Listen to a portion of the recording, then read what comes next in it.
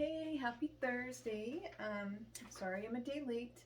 I've had like an allergy going on with this eye and it was super red and I didn't want you guys to think I was some sort of demonic cryptid.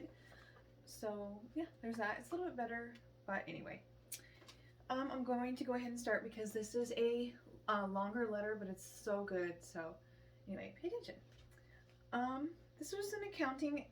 This is an accounting as best as I can remember it. This happened 21 years ago, and I have changed the names to protect privacy. Growing up in Phoenix, it was almost impossible to not have seen some sort of UFO.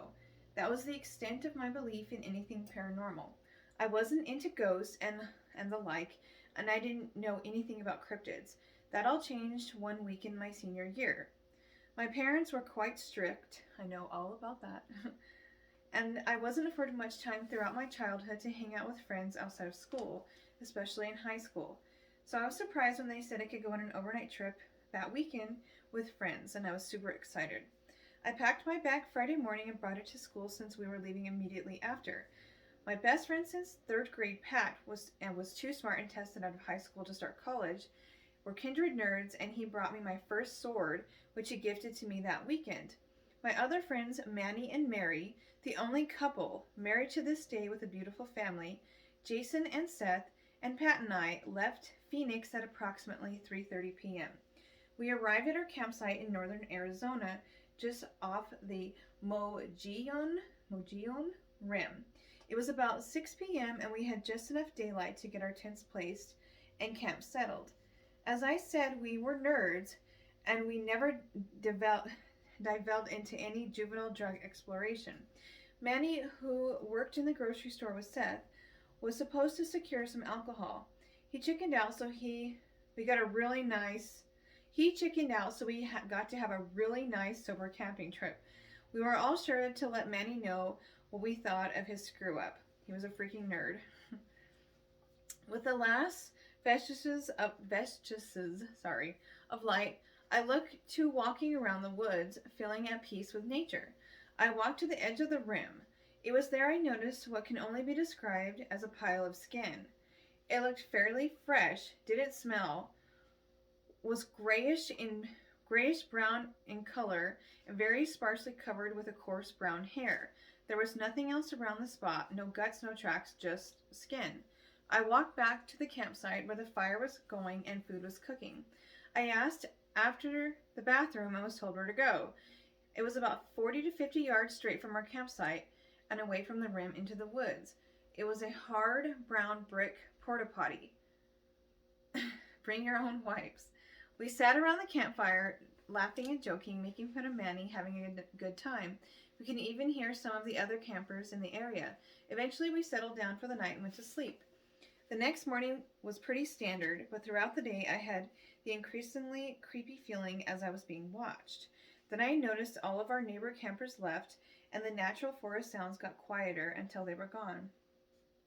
It got so bad, Pat approached me about noon as the whole group noticed the sudden creepy vibe in the woods.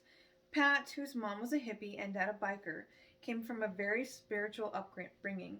He told me something was really wrong and the energy of the area was very bad. The whole group could feel it. He suggested we leave and head back to Phoenix. If we left now, we could be back in town and catch a movie at the theater and I could spend the night at his house. He said it was my call if we stayed or left. Letting my extreme love of the woods and excitement of being so far from home cloud my judgment, I opted to stay, and the group agreed. We decided to play a kind of loose hide and seek where we would walk around the area and see if we could find each other.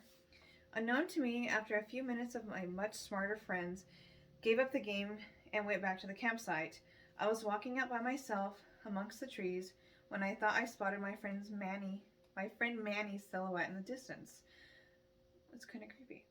I began walking a little faster to catch up to him, but couldn't quite get there. It wasn't until I tried to run that I realized the silhouette seemed to always remain the same distance away. Giving up on the chase, I walked back to camp. To my surprise, Manny was already there. It's so crazy because I have heard that like odd situation so many times. Sorry, it's crazy. All right, let's see. I asked him how he beat me back to camp. Confused what I meant, I explained I just saw him off in the distance, but I couldn't catch up. He'd been sitting at the camp for about 15 minutes and I had barely walked up from camp at all. I was then accused of trying to prank them like last night. I asked what they were talking about, and they saw me, and it must have been me walking around in the night scratching on people's tents. I took I took that they had heard scratching. We talked and everyone heard the scratching but assumed it was someone else in the group. It's crazy. By nightfall, the creepy vibe and ever-present sense of being watched was nearly tangible as the lack of foreign sounds. The dark woods beyond the campfire somehow seemed thicker. We sat around the campfire making jokes about laughing nervously. We looked around each other and at the surrounding shadows, unconsciously perhaps, but definitely wary. Suddenly Mary stood up, turned to Manny and asked him to walk her to the bathroom. He refused, stating he didn't have to go and wasn't leaving the campfire. Not a real Prince Charming. I had to go, and I stood up, grabbed my sword. It's this person says F you. It's the only weapon I had, and I was already a nerd. Flashlight and Cobra radio. Seth also agreed to go and stand watch outside while we were both inside the bathroom. Our walk to the bathroom was uneventful. I finished before Mary and waited with Seth outside. Both of us scanning the shadows and not talking much, almost jumped when Mary walked out of the bathroom. We started walking back to the camp, still scanning the shadows, but still not talking. I will interrupt the story here for relevant information.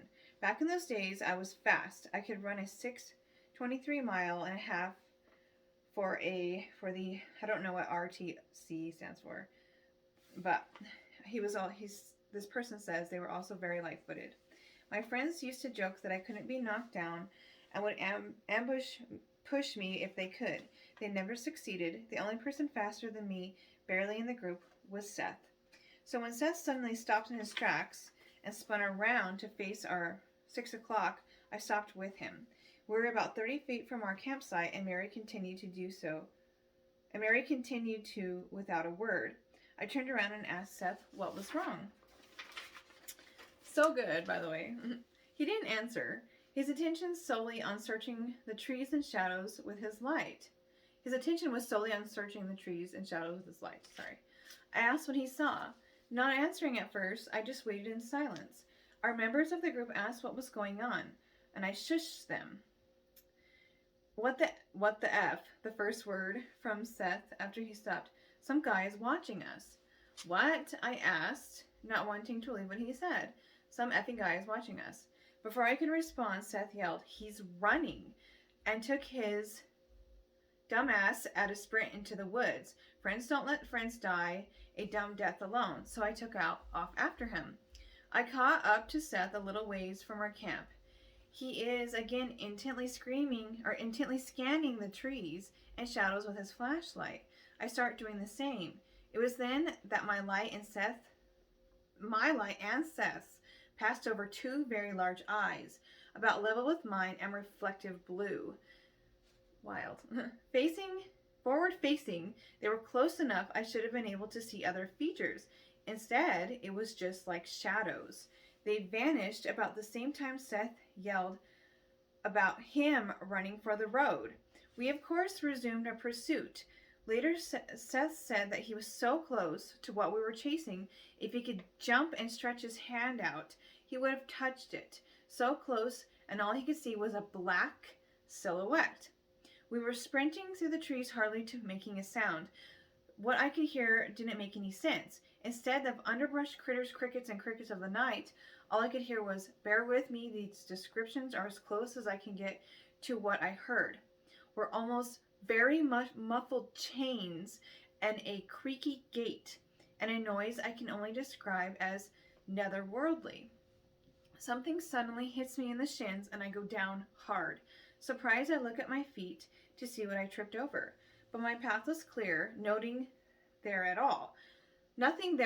Seth later told me he heard me fall for a split second to his eyes off his quarry before turning back, and it was gone. I had gotten up fairly quickly and joined Seth in the chase as we ended up only on the only road in our camping area, relaying everything we were seeing and hearing back to the camp with our Cobra radios. Seth and I proceeded down the road to search for what we thought was some kind of pervert. I mean, I don't blame you for thinking he's a pervert, but with weird eyes.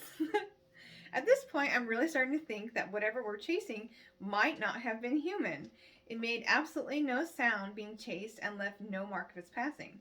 So I nearly jumped out of my skin, almost dropped my flashlight when I spotted what appeared to be a person crouched down looking at us from the bush not 10 feet away. That sentence right there, I have my own personal story and I will tell you one day.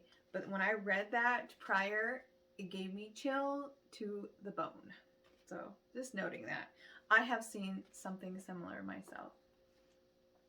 When I steadied myself and focused on the area, it was gone. Me and Seth have also been friends since 3rd grade. I didn't even have to ask him if he thought something paranormal was going on. I knew he knew. It was then, for some reason, we both stopped in unison and focused on the same tree. We just stood there staring at it, knowing something was off, but not why. After a couple of seconds, we realized something was behind the tree. It was moving behind the tree like it was trying to stand still, but couldn't.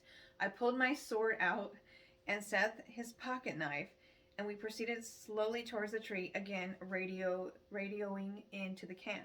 But then, in the dual shine of our mag lights, it ran, visible in our lights, and a pale figure with a clearly defined torso, arms, and thighs, wisp-like streams in its trail as it moved with no visible hands, head, or feet, almost feminine in shape as we watched it go through the trees and out of sight over the edge of the rim. We immediately started screaming, but to our credit, we walked back towards the camp. So you're walking and screaming. Can't even imagine what the people there are thinking. That's how Pat and Jason found us. After hearing our screams, hopped into Pat's mom's Jeep Cherokee and picked us up. Then proceeded to drive down the road looking for what we had seen, while Seth and I proclaimed, "We need to get the F out and back to camp." They turned around and went, and back to camp we went. Manny, the Eagle Scout, tried to rationalize what we saw. Maybe it was a deer or something. Wrong. Mary and Seth were in hysterics, her crying uncontrollably and he screaming about how we're all going to die. Pat shouted at Seth to shut the F up. I told Manny to shut up too, and Jason said nothing. We did the next logical thing, pick up our camping shit and throw it in the vehicle and get the hell out. The campsite took about 2 hours to set up and we tore it down in less than 10 minutes. The drive was about 3 hours and took an hour and 40 minutes back to Phoenix. And I spent the night at Pat's watching Dune and didn't sleep until I was back home on Sunday night. So that was a really good experience and I relate. So one of these days I will share that story with you guys. It's one that I still have weird issues with it, but I hope you guys enjoyed today's video. It's a little bit longer one, but it is so good. I'm sorry if I'm stuttering. It's kind of hard. I have a little tiny print, but it was hard to read it, but because of that reason. But thank you so much to this person who wrote this in. If you have one you'd like to share, please do. And you have a wonderful day.